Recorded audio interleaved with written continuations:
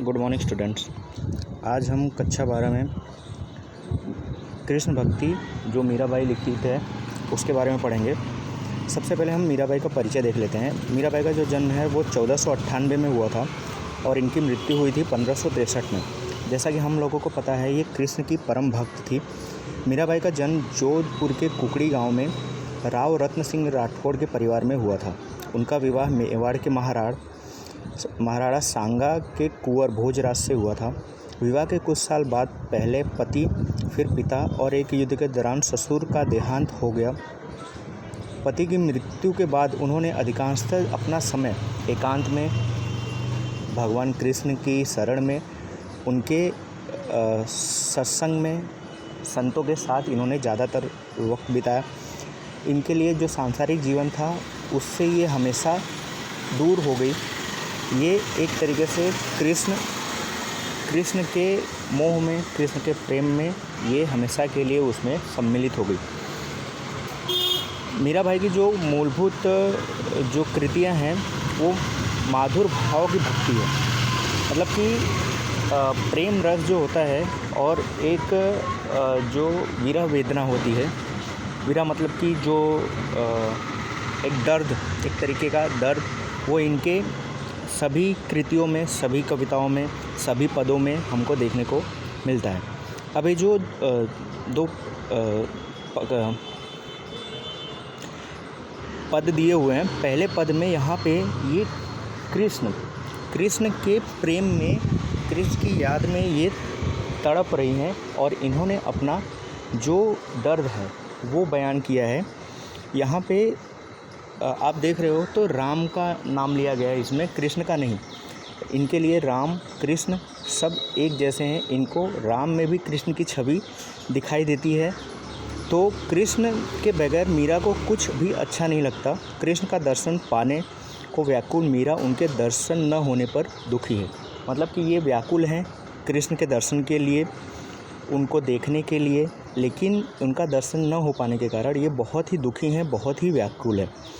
दूसरे पद में ये कहा गया है कि गोपियाँ और राधा ये ब्रज में कृष्ण के साथ रासलीला कर रही हैं। रासलीला मतलब कि एक तरीके का, जैसे हम होली खेलते हैं, होली आप जानते हो, तो होली खेल रही हैं, रास गरबा, इस तरीके का कुछ उत्सव है, कुछ महोत्सव है जो वो लोग खेल रहे हैं।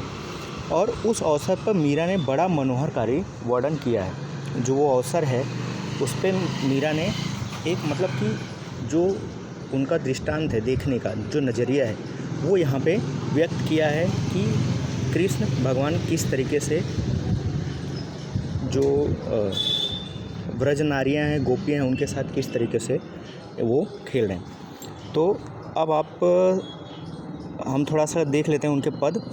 शब्दार्थ में कल आपको बता दूंगा, पहले आप पद देख लेते हैं हम। हरि बिन कछु न सुहावे, प्रथम पद में कह रहे हैं हरि बिन कछु न सुहावे, परम स्नेही राम की नीति ओलुरुई आवे।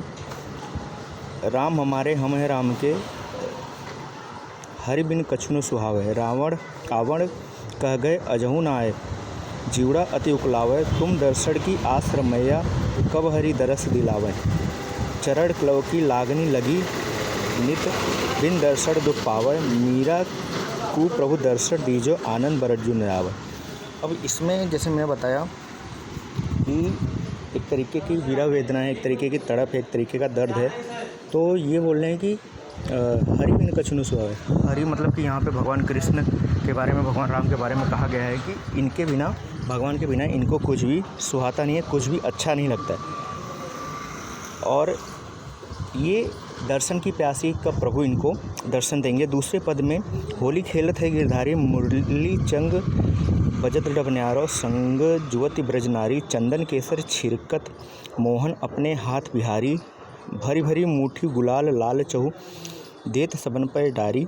छैल छबीले नवल कान्ह संग, श्यामा प्राण प्यारी। गावत चार धमार रागत, दय दय कल करतारी। फागु जो खेलत रसिक सांवरी, बाढ़ियो रज ब्रज भारी।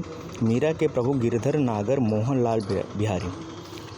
तो मतलब कि यहाँ पे जो दूसरे पद में कहा गया है कि होली खेलत है गिरधारी। गिरधारी मतलब कि गिरी को धारण करने वाले, अर्थात भगवान श्री कृष्ण तो होली खेल रहे थे गिरधारी, मतलब भगवान कृष्ण होली खेल रहे हैं यहाँ पे। मुरली संग बजत डब न्यारो। डब मतलब कि नगाड़ा एक तरीके का। आपने देखा होगा कि नगाड़े जब किसी को बुलाना होता था पहले के समय में, या कुछ किसी बात को बताना होता था, तो आज हम लाउड स्पीकर का यूज़ करते हैं, माइक का यूज़ करते हैं, लेकिन पहले वो नगाड़ा हुआ करता था, वो डब हुआ करता था, वो बजा के आमंत्रित किया करते थे या कोई भी बात बताते थे। मीरा के प्रभु गिरधर नागर मोहन लाल बिहारी। ठीक है, तो ये पद जो है, ये पहले आप इसके शब्दार्थ लिख लीजिए, टिप्पणी लिख लीजिए, और जितना मैंने बोला उतना एक बार पढ़ लीजिए। कल के वीडियो में मैं आपको ये इसका पूरा शब्दार्थ, इसकी मीनिंग वो पूरा मैं एक्सप्लेन करूँगा। Thank you, thanks a lot.